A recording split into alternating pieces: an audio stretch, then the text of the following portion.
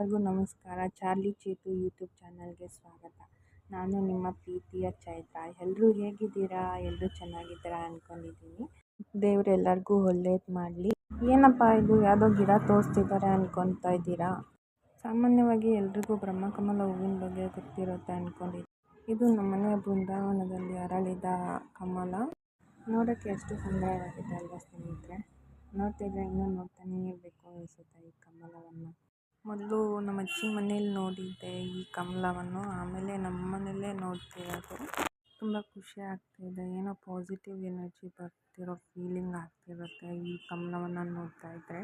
ಬನ್ನಿ ಸ್ನೇಹಿತರೆ, ಈ ಬ್ರಹ್ಮಕಮಲ ಯಾವ ಟೈಮಲ್ಲಿ ಹರಳುತ್ತೆ ಮತ್ತು ಯಾವ ದೇವರಿಗೆ ಶ್ರೇಷ್ಠವಾಗಿದೆ ಎಂದು ತಿಳ್ಕೊಳ್ಳೋಣ. ಮಧ್ಯರಾತ್ರಿಯಲ್ಲಿ ಹರಳುವ ಬ್ರಹ್ಮಕಮಲ ಇದು ಸಾಕ್ಷಾತ್ ಲಕ್ಷ್ಮೀದೇವಿ ಮತ್ತು ಬ್ರಹ್ಮದೇವನ ವಾಸಸ್ಥಾನವಾಗಿದೆ. ಈ ಹೂವನ್ನು ಪೂಜಿಸುವುದರಿಂದ ಲಕ್ಷ್ಮೀದೇವಿ ಮತ್ತು ಬ್ರಹ್ಮದೇವನ ಆಶೀರ್ವಾದವನ್ನು ಪಡೆದುಕೊಳ್ಳಬಹುದು. ಬ್ರಹ್ಮಕಮಲವು ಅರಳಲು ಪ್ರಾರಂಭಿಸಿದಾಗ ಅದು ಸಂಪೂರ್ಣವಾಗಿ ಅರಳಲು 3 ರಿಂದ 4 ಗಂಟೆಗಳನ್ನು ತೆಗೆದುಕೊಳ್ಳುತ್ತೆ. ಬ್ರಹ್ಮಕಮಲವನ್ನು ಪೂಜಿಸುವುದರಿಂದ ಸಂಪತ್ತು ಬರುತ್ತದೆ ಎನ್ನುವ ನಂಬಿಕೆ ಇದೆ. ನೋಡಿ, ನಮ್ಮಮ್ಮನ ಪೂಜೆ ಮಾಡ್ತಿದ್ದಾರೆ, ದೇವರಿಗೆ ಹೂವು ಬಂದಿದೆ ಅಂತ.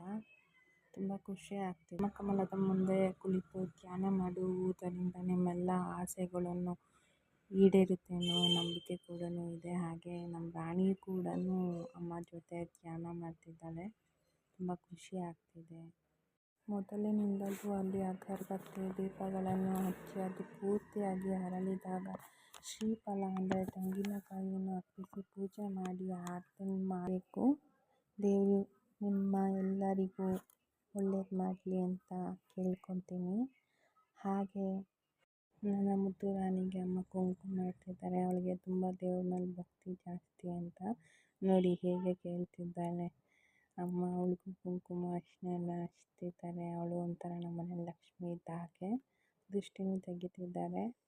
ನನ್ನ ಮುದ್ದು ಬಂಗಾರಿಗೆ ತೀರ್ಥ ಬೇಕಂತೆ, ಅದಕ್ಕೆ ಕೇಳ್ತಿದ್ದಾಳೆ ಅಮ್ಮಗೆ. ನೋಡಿ ಹೇಗೆ ಕುಳಿತಾಳೆ ಅವಳು ಅಂತ.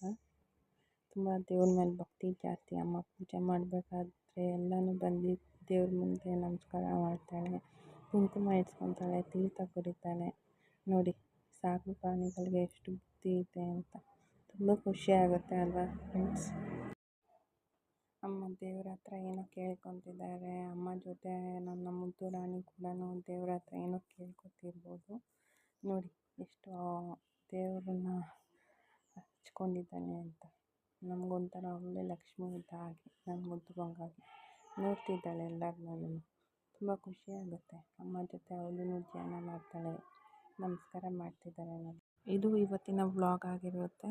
ಈ ವಿಡಿಯೋ ಇಷ್ಟ ಆದರೆ ಲೈಕ್ ಮಾಡಿ, ಹಾಗೆ ಸಬ್ಸ್ಕ್ರೈಬ್ ಮಾಡಿಕೊಳ್ಳಿ.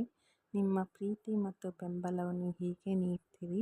ಮತ್ತೆ ಸಿಗೋಣ. ಜೈ ಕರ್ನಾಟಕ. ಕನ್ನಡವನ್ನು ಬೆಳೆಸಿ ಮತ್ತು ಪ್ರೋತ್ಸಾಹಿಸಿ. ನಮಸ್ಕಾರ.